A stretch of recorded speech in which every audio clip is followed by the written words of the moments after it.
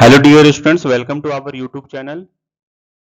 Students, बहुत सारे मेरे स्टूडेंट्स का क्वेरीज था कि सर आप प्लीज क्वेश्चंस सीरीज भी स्टार्ट कीजिए जिसमें आप क्वेश्चन को डिस्कशन कीजिएगा प्रीवियस ईयर्स के जितने भी सारे ईवीएस के यानी वैक के क्वेश्चंस हैं। तो आज हम इसी सीरीज को स्टार्ट करते हैं जिसमें एनवायरमेंटल साइंस वीएसी यानी वैल्यू एडेड कोर्स का 2024 में बीबीएमकेयू यूनिवर्सिटी में क्वेश्चंस पूछा गया था। बीए से, बीए मतलब बैचलर ऑफ आर्ट्स वालों से, यानी political science, Hindi, sociology, psychology, English, ये जितने भी ऑनर्स के यानी मेजर सब्जेक्ट थे मेजर पेपर के, उनसे ईवीएस में ये सारे क्वेश्चंस पूछे गए थे। तो चलिए आज हम इसका डिस्कशन करते हैं। तो हमारे पास जो फर्स्ट क्वेश्चन है इसका ये है, which of the following is not included under in situ conservation, यानी इनमें से कौन सा ऑप्शन जो होगा वो इन सितु कंजर्वेशन में नहीं आता है। तो हम जानते हैं कि नेशनल पार्क जो है वो इन सितु में आता है, ठीक है। बॉटनिकल गार्डन एक सितु में आता है, वाइल्ड लाइफ सेंचुरी इन सितु में आता है और बायोस्फीयर रिजर्व इन सितु में आता है। तो इसमें क्वेश्चन पूछा गया था कि इनमें से कौन सा है जो इन सितु कंजर्वेशन में नहीं आता है। तो वो है बॉटनिकल गार्डन, यानी इसका जो करेक्ट आंसर होगा वो होगा बॉटनिकल गार्डन, यानी इसका जो करेक्ट ऑप्शन है वो है बॉटनिकल गार्डन, ठीक है। अब नेक्स्ट क्वेश्चन है, which national park is famous for housing great one horn rhino, मतलब कि एक सिंग वाले गेंडे के लिए कौन सा नेशनल पार्क इसमें से सबसे ज्यादा फेमस है यानी प्रसिद्ध है। तो इसमें इसका जो करेक्ट आंसर होगा वो होगा काजीरंगा नेशनल पार्क, जो कि आसाम में है और ये वन हॉर्न राइनो के लिए सबसे ज्यादा फेमस है, ठीक है। अब नेक्स्ट क्वेश्चन है कि the diversity within a community is called as, यानी कि एक किसी समुदाय के भीतर की विविधता को क्या कहते हैं या उसे क्या कहा जाता है। यानी कि कोई कम्युनिटी है उसके अंदर अगर डाइवर्सिटी होगा, बायोडाइवर्सिटी होगा, तो उसे हम क्या कहते हैं, तो उसे हम अल्फा डाइवर्सिटी कहते हैं। अगर विद इन कम्युनिटी होगा तो उसे अल्फा डाइवर्सिटी, अगर बिटवीन कम्युनिटी होगा तो बीटा डाइवर्सिटी, ठीक है। अगर पूरे लैंडस्केप या इकोसिस्टम के अंदर डाइवर्सिटी होगा तो उसको बोलेंगे गामा डाइवर्सिटी, ठीक है। और उससे जो लार्ज होगा उसको बोलेंगे डेल्टा डाइवर्सिटी। तो ये सब है, यानी कि सबसे छोटा यानी स्मॉलेस्ट डाइवर्सिटी होगा कौन सा होगा, अल्फा डाइवर्सिटी, यानी विद इन ए कम्युनिटी। उसके बाद है कि the biodiversity is more at dash region, यानी जैव विविधता डैश क्षेत्रों में अधिक होता है। कौन से रीजन पे सबसे ज्यादा जैव विविधता होगा, वो है भूमध्य रेखा क्षेत्र, मतलब इक्वेटोरियल रीजन। यहाँ पे ये इंग्लिश में ऑप्शन गलत लिखा हुआ है, इक्वेशन रीजन है, लेकिन ये एक्चुअल में होगा इक्वेटोरियल रीजन यानी भूमध्य रेखा क्षेत्र, ठीक है। जहाँ पे सनलाइट सबसे ज्यादा होगा वहां पे हाई रेनफॉल भी होगा, जिसकी वजह से वहां पे बायोडाइवर्सिटी सबसे ज्यादा होगा।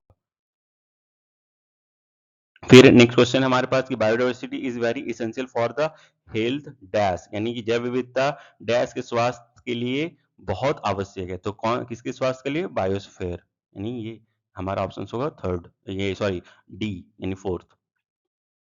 विच of the following indicates as biodiversity hotspot, इनमें से कौन सा है जो बायोडाइवर्सिटी हॉटस्पॉट के लिए सबसे ज्यादा इंडिकेट करता है, मतलब सबसे ज्यादा वो इंगित करता है। तो ये फर्स्ट है with high species richness of plants, ये भी है, ये भी सही है। With high species richness of animals, ये भी सही है, यानी वहां पे प्लांट्स का स्पीसीज भी होना चाहिए, एनिमल्स का भी स्पीसीज होना चाहिए, यानी कि ये वन ए भी हो सकता है, बी भी हो सकता है, ठीक है। और with high species richness of plants and high level of specific endemics, ये भी हो सकता है, यानी कि इसका जो करेक्ट आंसर होगा वो होगा ऑल ऑफ दिस, ठीक है। अब biodiversity can be broadly classified into how many types, जो बायोडाइवर्सिटी जो है उसको हम वर्गीकृत करते हैं यानी उसको क्लासिफाई करते हैं कितने टाइप्स में, कितने प्रकार में। तो जनरली बायोडाइवर्सिटी जो है वो तीन तरह का होता है, यानी स्पीसीज डाइवर्सिटी, ठीक है, स्पीसीज डाइवर्सिटी, जेनेटिक डाइवर्सिटी और इकोसिस्टम एंड कम्युनिटी डाइवर्सिटी। ये जो इकोसिस्टम एंड कम्युनिटी है वो एक साथ है, तो ये हमारे पास तीन हो गया है ना, यानी जेनेटिक डाइवर्सिटी, स्पीसीज डाइवर्सिटी और इकोसिस्टम एंड कम्युनिटी डाइवर्सिटी। अब आप सोच रहे होंगे कि सर एक क्वेश्चंस में तो आपने ये भी बताया कि अल्फा डाइवर्सिटी भी होता है, बीटा डाइवर्सिटी भी होता है, तो वो जितने भी अल्फा डाइवर्सिटी, बीटा डाइवर्सिटी ये आते हैं वो इकोसिस्टम एंड कम्युनिटी डाइवर्सिटी के अंदर आते हैं, ठीक है। तो इसमें हमारा जो क्वेश्चन है ब्रॉडली हम उसको कितने टाइप्स में क्लासिफाई करते हैं, तो there are three types of biodiversity. First one is genetic diversity, यानी अनुवांशिकता के आधार पे। सेकंड स्पीसीज के आधार पे यानी प्रजाति के आधार पे, है ना, और थर्ड है इकोसिस्टम एंड कम्युनिटी के आधार पे। ठीक है, तो ये तीन तरह के बायोडाइवर्सिटी होते हैं। नेक्स्ट क्वेश्चन है हमारा कि black soil is mostly found in dash states of India. Black soil जो है सबसे ज्यादा कौन से राज्य में हमारे भारत में पाया जाता है? तो सबसे ज्यादा ये पाया जाता है महाराष्ट्र एंड गुजरात में। ठीक है, यहाँ पे देखिए आपका ऑप्शन है Maharashtra and Rajasthan, Andhra Pradesh, Kerala, none of this. इसमें जो मोस्ट अप्रोप्रिएट आंसर है उसी को ही देखना है, और वो है हमारा महाराष्ट्र एंड गुजरात। और ब्लैक सॉइल में सबसे ज्यादा कॉटन का खेती किया जाता है। ठीक है, नेक्स्ट क्वेश्चन है कि the rich biodiversity in India under threats due to. जो हम जहाँ पे सबसे ज्यादा बायोडाइवर्सिटी होगा हमारे इंडिया में, तो वहां पे कुछ कुछ खतरा भी है, थ्रेट्स भी है। तो सबसे जो मेजर खतरा है वो कौन सा है?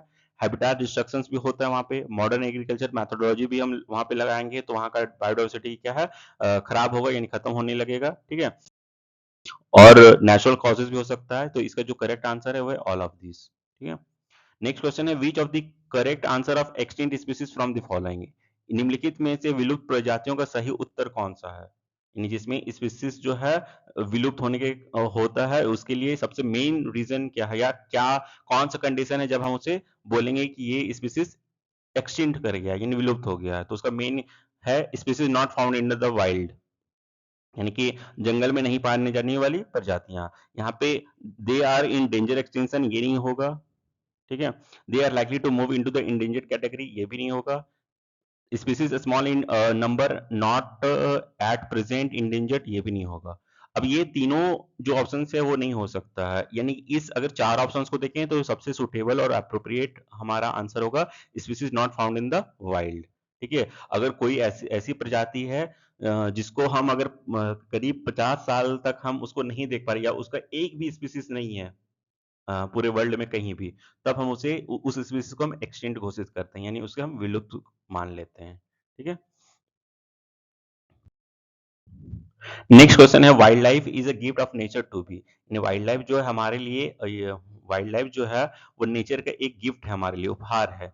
ठीक है, तो इसे क्या करना चाहिए? कंजर्व करना चाहिए, नर्चर करना चाहिए, प्रोटेक्टेड करना चाहिए, ऑल ऑफ दिस। तो ये इसका सही आंसर होगा ऑल ऑफ दिस। ठीक है, यानी कि ये जो हमारा नेचर का गिफ्ट है तो इसे हमें कंजर्व भी करना चाहिए, नर्चर भी करना चाहिए यानी पोषित भी करना चाहिए, और प्रोटेक्टेड भी करना चाहिए। नेक्स्ट क्वेश्चन है which of the following agency published red data book. Red data book जो है वो कौन सी एजेंसी जारी करती है? तो इसका सही और करेक्ट आंसर होगा आईयूसीएन। अब इसका फुल फॉर्म भी याद रखिएगा आईयूसीएन का, international union of conservation of nature and natural resources. ठीक है, इसका ये फुल फॉर्म भी याद रखिएगा, international union of conservation, international union of conservation of nature and natural resources. ठीक है, अब WWF स्टैंड्स फॉर, WWF का फुल फॉर्म क्या है? तो world wild life fund for nature, यानी B options. Protection of wild flora and fauna in the natural habitat is achieved bye, यानी प्राकृतिक आवास में जंगली वनस्पतियों और जीवों का संरक्षण प्राप्त किया जाता है किससे? यानी कि नेचुरल हैबिटेट में ही हम प्रोटेक्शन अगर वाइल्ड लाइफ फ्लोरा और फौना को करेंगे तो उससे हम क्या कहते हैं? In situ conservation, ex situ conservation, in vitro conservation, या एक्स विट्रो कंजर्वेशन। तो उसको हम बोलेंगे इन सितु, यानी ऑप्शन ए इज करेक्ट। इसका ऑप्शन ए जो है इन सितु कंजर्वेशन वो होगा। Example of in situ conservation, in situ conservation जो है उसका एग्जाम्पल क्या होता है, इसमें से कौन सा होगा? तो इसका सारा एग्जाम्पल यानी ऑल ऑफ दिस होगा। इन सितु कंजर्वेशन हम नेशनल पार्क भी होता है, वाइल्ड लाइफ सेंचुरी भी होता है, बायोस्फीयर रिजर्व भी होता है। The gases layer which surround the earth is called, यानी कि हमारे अर्थ के यानी हमारे पृथ्वी के चारों ओर जो गैस की परत है या लेयर है उसे हम क्या कहते हैं? तो उसे हम एटमोस्फेयर कहते हैं। ये C is correct, C is the correct answer. In innermost layer, the troposphere extends dash kilometer above sea level at the equator and above dash kilometer over the poles। यानी कि क्षोभ मंडल की सबसे भीतरी परत भूमध्य रेखा पर समुद्र तल से कितने किलोमीटर ऊपर है, यानी कि उसका हाइट कितना है, समुद्र तल से हाइट कितना है, और ध्रुव के पास यानी पोलर रीजन के पास कितना वो उसका हाइट है, तो ये आपको बताना है। तो इसका इस ऑप्शंस के अकॉर्डिंग इसका अप्रोप्रिएट आंसर है 17 एंड 8 किलोमीटर, यानी कि इक्वेटर के पास एक्चुअल में इसका जो एक्यूरेसी है वो है 18 किलोमीटर, यानी कि अर्थ सरफेस से ऊपर तक का हाइट मतलब कि सी लेवल से उसका हाइट 18 किलोमीटर है। और और पोलर रीजन पे वो 9 किलोमीटर है। लेकिन इस ऑप्शंस में ना तो 18 दिया हुआ ना ही 9 दिया हुआ, तो इस ऑप्शंस के अकॉर्डिंग अगर हम देखें तो इसमें 17 एंड 18 को टिक लगाना है। फिर ozone layer is present in the dash. Ozone layer जो है वो कौन से लेयर पे प्रेजेंट होता है, यानी तो ये स्ट्रेटोस्फेयर पे होता है, यानी समताप मंडल पे। यानी फर्स्ट हमारा जो लेयर है वो है ट्रोपोस्फेयर, फिर है स्ट्रेटोस्फेयर, फिर है उसके बाद है मेसोस्फेयर, फिर है थर्मोस्फेयर, फिर है आइनोस्फेयर, फिर है एक्सोस्फेयर। तो इस तरह से आपको याद रखना है सारे लेयर्स को। इन ये सब बहुत इंपॉर्टेंट टॉपिक है और क्वेश्चन है, इससे क्वेश्चन बार बार पूछे गए हैं बीबीएमक्यू में। ठीक है, अब है नेक्स्ट क्वेश्चन कि 99% of harmful ultraviolet radiates from earth presented by. जो 99% जो हार्मफुल अल्ट्रावायलेट रेडिएशन जो है वो कहाँ पे प्रेजेंट होते हैं हमारे अर्थ में, तो ये हमारे सारे कहाँ पे होते हैं, स्ट्रेटोस्फेयर पे यानी ओजोन लेयर पे। ठीक है, यानी ये जो ओजोनोस्फेयर पे या ओजोन लेयर पे। ठीक है, या तो ये भी आप कर सकते हैं, ठीक है, स्ट्रेटोस्फेयर भी कर सकते हैं, स्ट्रेटोस्फेयर। ठीक है, इस पे भी हो सकता है। अब स्ट्रेटोस्फेयर के अंदर ही ओजोन लेयर होता है, यानी जिसको हम ओजोनोस्फेयर भी बोलते हैं। ठीक है, क्यों क्यों क्यों कहते हैं, क्योंकि इसमें यूवी रेडिएशन जो है वो ट्रैप हो जाता है, यानी ओजोन लेयर पे जो भी यूवी रेडिएशन से वो ट्रैप हो जाता है। अब 90% of global air pollution is produced by. जो 90% ग्लोबल एयर पॉल्यूशन जो है वो किसके वजह से प्रोड्यूस होता है, तो इंडस्ट्रीज के प्रोसेस पे। क्यों होता है इंडस्ट्री से, क्योंकि यहाँ पे जो जितने भी फॉसिल फ्यूल्स हैं, कोल वगैरह को बहुत ज्यादा लार्ज अमाउंट में जलाया जाता है, जिससे एयर पॉल्यूशन का सबसे बड़ा वो प्रोडक्ट प्रोड्यूस करता है, वो प्रोड्यूसर है। Dash is a colorless, odorless, and toxic gases is produced when organic material like coal and their product incompletely burn. ठीक है, माने कि इसमें से कौन सा ऐसा गैस है जो कि कलरलेस होता है, आउडरलेस होता है, टॉक्सिक होता है। ठीक है, जब हम कोल लाइक मटेरियल को जलाते हैं और उसका इनकम्प्लीट बर्न होता है, यानी वो पूरे तरीके से नहीं जलता है। ठीक है, तो जब भी हम किसी चीज को जलाते हैं, वो कोल बर्निंग हो या हो, तो उसमें इनकम्प्लीट अगर जल जाता है तो उससे CO2 रिलीज होगा। ठीक है, और अगर कंप्लीट नहीं जला, यानी कि कंप्लीट अगर उसका बर्न हुआ तो CO2 होगा, और कंप्लीट बर्न नहीं होता तो उसमें CO होगा, यानी कार्बन मोनोऑक्साइड। तो इसका आंसर होगा carbon monoxide. Dash oxides are produced when sulphur containing fossil fuels are burned. तो इसमें से कौन सा ऑक्साइड्स प्रोड्यूस होता है जब हम सल्फर कंटेनिंग फॉसिल फ्यूल को जलाते हैं, तो जाहिर सी बात है क्वेश्चन में ही इसका आंसर भी है कि सल्फर होगा इसका। इसका आंसर होगा sulphur. The second layer of atmosphere is, atmosphere का सबसे सेकंड लेयर कौन सा है, तो स्ट्रेटोस्फेयर है। फर्स्ट है ट्रोपोस्फेयर, फिर है stratosphere. Inability of the lungs to exchange of gases is caused by. ठीक है, इसमें से कौन सा जो है गैसेस का एक्सचेंज जो है वो हमारे लंग्स के एबिलिटी को कम कर देता है, या उसका असमर्थता के कारण होता है, तो इसमें होगा, इसका होगा कार्बन डाइऑक्साइड। अब general term for particles of suspended in air. अगर एयर में जो भी सस्पेंडेड पार्टिकल्स होता है तो उसे हम कौन सा टर्म से, यानी कौन सा शब्द से जानते हैं, तो उसे हम एरोसोल्स कहते हैं। एरोसोल्स ये सूट पार्टिकल्स होता है। ठीक है, ये बहुत टाइनी पार्टिकल्स है, छोटा पार्टिकल्स है। The term use to describe mixture of smoke, smoke and fog के मिक्सर्स को हम क्या कहते हैं, तो उसे हम फॉग कहते हैं, सॉरी, जो स्मोक एंड फॉग के मिक्सचर को हम स्मोक कहते हैं। हाँ, और इसी से एक टर्म होता है फोटोकेमिकल स्मोक। तो हमारा करेक्ट आंसर है smoke. Aerosol consisting of water droplets is called. Aerosols पे अगर वाटर ड्रॉपलेट्स होगा तो उसे हम क्या कहेंगे, तो उसे हम फॉग कहेंगे। ठीक है, उसे हम क्या कहेंगे, फॉग फॉग कहेंगे, यानी कोहरा। ये थोड़ा सा लिक्विड ड्रॉपलेट्स भी होता है। अब London smoke occurs in the year of dash, यानी लंदन स्मोक जो था वो कब हुआ था, तो वो 1952 में हुआ था लंदन स्मोक। ये कहाँ पे हुआ था, लंदन में हुआ था। और इसे ये किसके कारण से हुआ था, सल्फर के कारण से, है ना, सल्फर डाई ऑक्साइड के कारण से। और इसका और एक नाम हम जानते हैं, इसे रिड्यूसिंग एजेंट भी बोलते हैं, रिड्यूसिंग स्मोक भी बोलते हैं। ठीक है, रिड्यूसिंग।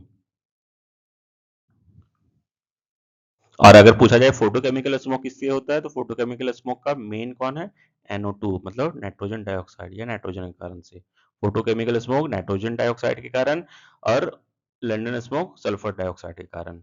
नेक्स्ट क्वेश्चन है sulphur dioxide and nitrogen oxides are transported by prevailing winds they form secondary pollutants such nitric acid vapor droplets of sulfuric acid descendants in earth surface is called। अब इसे हिंदी में देख लेते हैं कि sulphur dioxide और nitrogen oxide प्रचलित हवाओं द्वारा ले जाते हैं जिसके जिसके वे द्वितीयक बनते हैं यानी सेकेंडरी पोल्यूटेंट होते हैं और नाइट्रिक एसिड वाष्प सल्फ्यूरिक एसिड की बूंदे जिससे प्रदूषक पृथ्वी की सतह पर उतरते हैं उसे क्या कहा जाता है तो उसे हम बेसिकली एसिड रेन कहते हैं यानी अम्ल वर्षा कहते हैं। प्रोलॉन्ग्ड स्मोकिंग और exposure to air pollutant causes अगर हम कोई एयर पॉल्यूटेंट से डायरेक्टली या उसके कांटेक्ट में अगर आएंगे तो ज्यादा सबसे ज्यादा हमको कौन सा खतरा होगा तो लंग कैंसर होगा।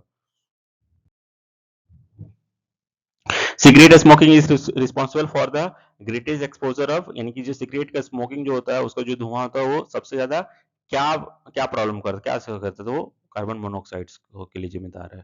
ठीक है उसके बाद dash attach to haemoglobin in blood for long time it accumulate and reduce the oxygen carrying capacity of blood यानी कि इसमें से कौन सा जो गैस है वो हीमोग्लोबिन के साथ बहुत जल्दी कंबाइन होता है और हमारे ऑक्सीजन कैरिंग कैपेसिटी को यानी ब्लड का ऑक्सीजन कैरिंग कैपेसिटी को उसको कम कर देता है। तो इसका भी इसका करेक्ट आंसर है कार्बन मोनोऑक्साइड यानी कि कार्बन मोनोऑक्साइड जो है वो ब्लड के साथ बहुत जल्दी कंबाइन होता है यानी इसका एफिनिटी बहुत हाई है और इतना हाई है कि 200 से 300 गुना सबसे ज्यादा इसका एफिनिटी होता है ब्लड के साथ कंबाइन करने का। इसीलिए carbon monoxide is more toxic than carbon dioxide ध्यान रखिएगा। डैश इरिटेट्स रेस्पिरेटरी टिश्यूज इसमें से कौन सा जो है वो रेस्पिरेटरी टिश्यूज को इरिटेट कर सकता है मुझे उसे परेशान कर सकता है तो ये sulphur dioxide.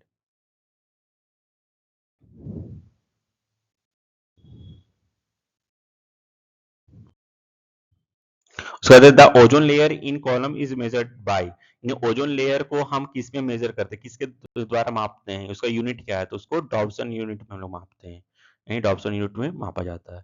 Ozone is a form of oxygen with ozone ozone जो है वो बनता है ऑक्सीजन के कितने एटम से यानी कि ऑक्सीजन के कितने अणु से मिलके बनता है तो उसके 3 अणु से उसके कितने अणु से बनता है 3 अणु से इसीलिए देखते हैं देखिए कि जब भी ओजोन हम लिखते हैं तो क्या लिखते हैं O3 यानी उसका O3 मतलब ओजोन का 3 मॉलिक्यूल्स इसलिए इसमें 3 अणु होगा। The depletion of ozone layer is caused by the dash gas यानी ओजोन लेयर का डिप्लेशन होता है यानी उसका क्षरण होता है कौन सा गैस के कारण तो क्लोरोफ्लोरोकार्बन के कारण। इसमें से ये चारों ऑप्शन में से सबसे बेस्ट और अप्रोप्रिएट आंसर कौन सा होगा क्लोरोफ्लोरोकार्बन। नेक्स्ट क्वेश्चन है कि sunburn cataract ageing of the skin and the skin cancer are caused by यानी कि सनबर्न है मोतियाबिंद है त्वचा की माने एजिंग तो त्वचा की उक बढ़ना और त्वचा कैंसर के कारण हो सकते हैं तो इसमें से किसके कारण से ऐसा खतरा होता है यानी इस तरह का डिजीज हो सकता है तो अल्ट्रावायलेट रेडिएशन से। फिर है ग्रीन हाउस गैसेस आर इसमें से कौन सा जो है वो ग्रीन हाउस गैसेस है तो ये फर्स्ट ऑप्शन तो नहीं होगा। ठीक है carbon monoxide sulphur dioxide nitric oxide methane इसमें भी ये भी नहीं होगा। ठीक है ये भी नहीं होगा। ठीक है यहाँ पे ग्रीन हाउस गैस पूछा है। ठीक है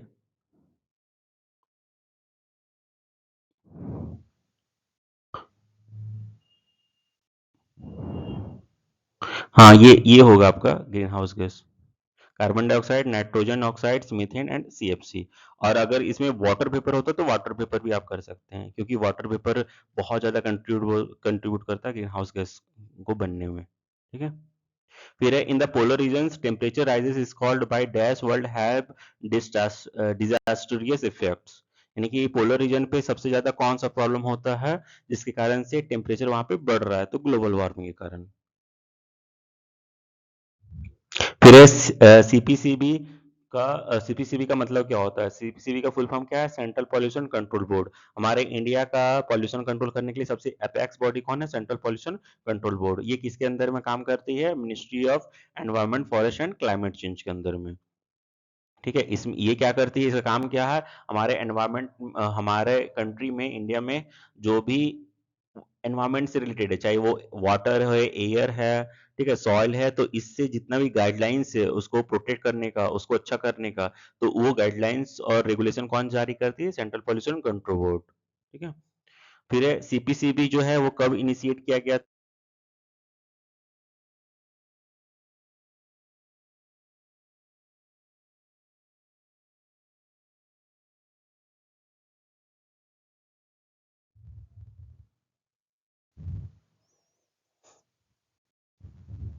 इसके बाद हमारा जो नेक्स्ट क्वेश्चन है वो environmental air contains highest percentage of, यानी एनवायरमेंटल एयर में सबसे ज़्यादा हाईएस्ट परसेंटेज किसका है? तो नाइट्रोजन का है। ये हमने अभी भी थोड़ी देर पहले देखा था, ठीक है। फिर है air pollution caused by, air pollution किसके कारण से होता है? तो global warming, nuclear material, soil erosion, all of this. तो इसका आंसर होगा ऑल ऑफ दिस। ये मेनली इसमें इस क्वेश्चन का आंसर से ऑल ऑफ दिस भी हो सकता है, ठीक है, लेकिन इसका मेन होगा ग्लोबल वार्मिंग। इसका जो मेन होगा ग्लोबल वार्मिंग, क्योंकि न्यूक्लियर मटेरियल का हम जब माइनिंग करेंगे तो उससे एयर का पॉल्यूशन होगा। सॉइल इरोजन से एयर पॉल्यूशन होता नहीं है, और होता है तो बहुत कम होता है। सॉइल इरोजन से एयर पॉल्यूशन होता ही नहीं है, ठीक है। तो इसका जो एक्चुअल जो इसका आंसर होगा वो ग्लोबल वार्मिंग है, ठीक है।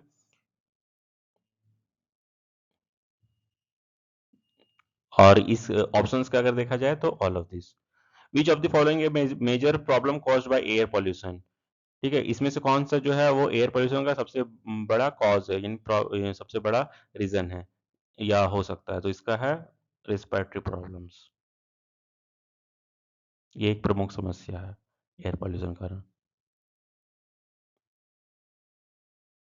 फिर which of the following is a major cause of pollution, major cause of pollution इसके में से कौन सा है? तो हाइड्रोकार्बन गैसेस, ठीक है, hydrocarbon gases. Minamata disease is caused by water pollution due to presence of, Minamata disease जो है वो वाटर पॉल्यूशन में किसके कारण से होता है? तो मरकरी के कारण से। अब इसमें एक क्वेश्चन होगा मरकरी में कौन सा? तो methyl mercury, methyl mercury, methyl mercury,